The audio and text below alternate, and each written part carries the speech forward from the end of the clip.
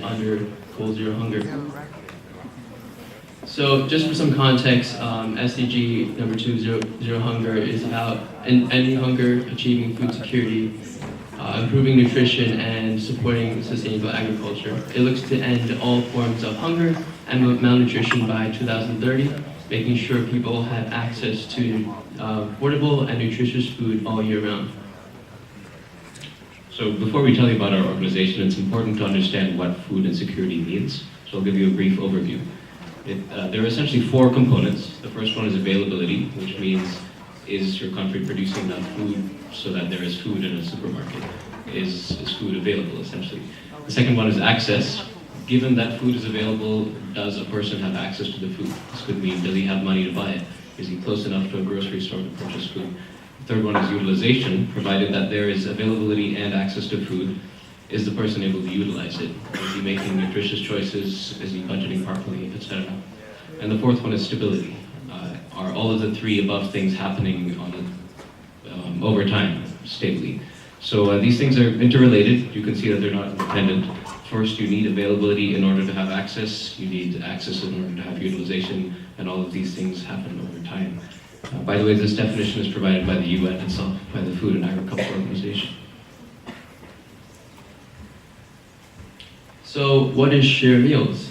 Share meals actually started out as an idea that stemmed from the troubling realization that many college students, the people you least expect, were actually constantly struggling to find affordable and nutritious food. And it all started with a few Facebook posts. And in the left-hand column, you can see a post by one student who describes how ever since coming to New York City and coming to NYU, she's been facing uphill battle with money and finding food. And on the other example, to the right-hand side, it's just another example. And in the comment section, you can actually see people offering their extra meal swipes because almost everyone who has a meal plan will end up having extra swipes. And so you see this NYU community reaching out and offering their swipes because they're eventually going to go to waste anyways. And so this realization urged our founder and advisor, John, to start Share Meals initially as a Facebook group that facilitated this meal exchange between people who had extra swipes and those that needed it. And so this is Share Meals as we know today. It is a web app that allows people to offer swipes or to receive it. And how it works is basically, let's say you have one person, Miranda, who has a few extra swipes at the end of every week, which if you're a freshman with a required meal plan, you will go through. And the second person is Claudio, and he's hanging by the end of the thread with the last bit of his paycheck. And so how it would work is these 2 people will sign up to the Share Meals platform, one signing up for a meal and one requesting for it. And the system would automatically connect individuals based on their preferences and their availability. And once they are able to meet in a convenient time, they can get to know each other, meet up, and most importantly, share a meal. And so from this platform, we got a few statistics that I want to share with you. This past fall semester, we received 864 new users, 342 tickets were requested, and about 335 total supplied. And just for some clarification, those 93 tickets mean basically every single time you sign up for Share Meals, you can offer up to 5 swipes per ticket. So that's why at the end, the total swipes offered is 335. That means on average, students actually offered about 3.6 swipes per ticket.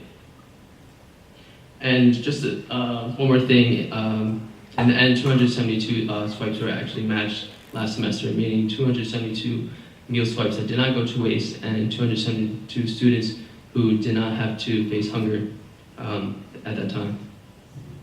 So while the website has been successful, there are some limitations. So over the past semester or so, we've been working on a mobile application, which will bring everything to real time. So the way it works, as you can see there, is you see a map of where you are on your mobile phone.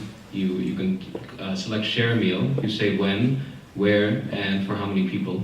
And then once you do that, a marker shows up on the map, and anyone who's logged into that app will be able to see the marker, click on it, and then meet that person for a meal. So the essential difference from the website is that everything's in real time.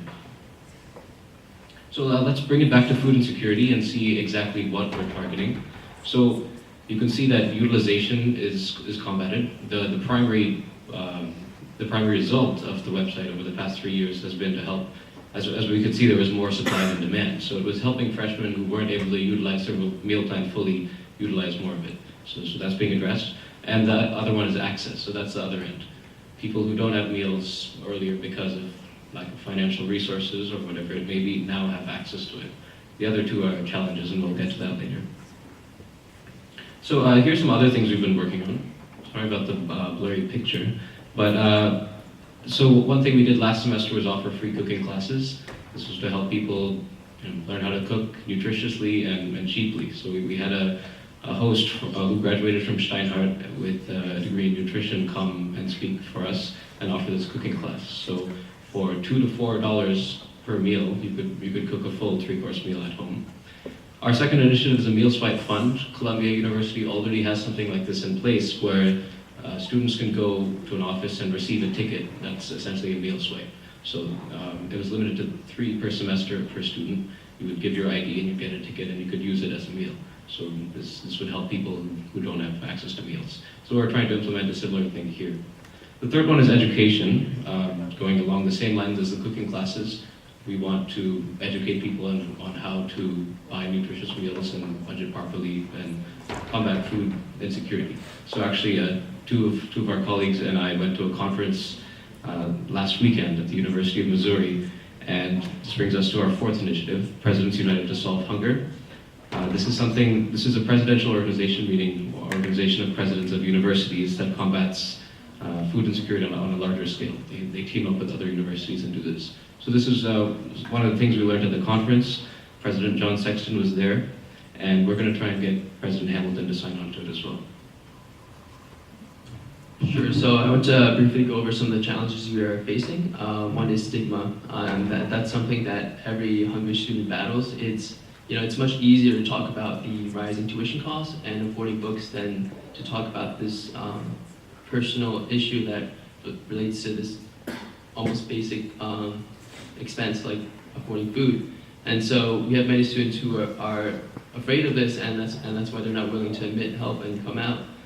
And one way we've thought of improving this was to actually have the NYU Wellness Center have this meal voucher program where they can, every semester, they offer every student a set amount of vouchers or tickets where students can anonymously go there to receive these tickets and receive food.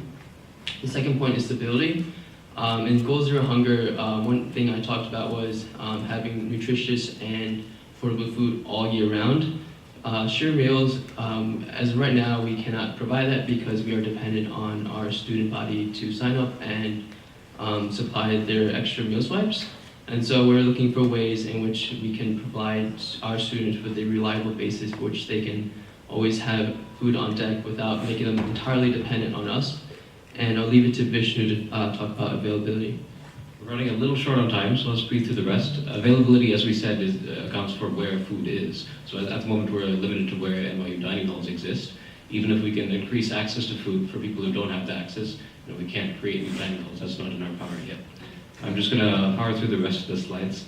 So this is a survey we ran last semester to see how many students, to the extent of utilization of students' meal plans. As you can see, out of about 500 students surveyed, 45,000 unused meal swipes. Estimated purchasing power, if you include dining dollars, is about 440,000. Extrapolating that informally to the freshman and sophomore population, assuming that they all have meal plans, would be about $8 million of unused purchasing power. And the reason it's called Feed the Rock is that we made it a humorous infographic here. So that's our impact on utilization so far. There's one more important impact on food insecurity. So you could think, why do we care about this? Why should we care that students are going hungry? It may seem intuitive, but let's formalize it a little bit. So consider a student who's hungry, who doesn't know where his next meal is coming from.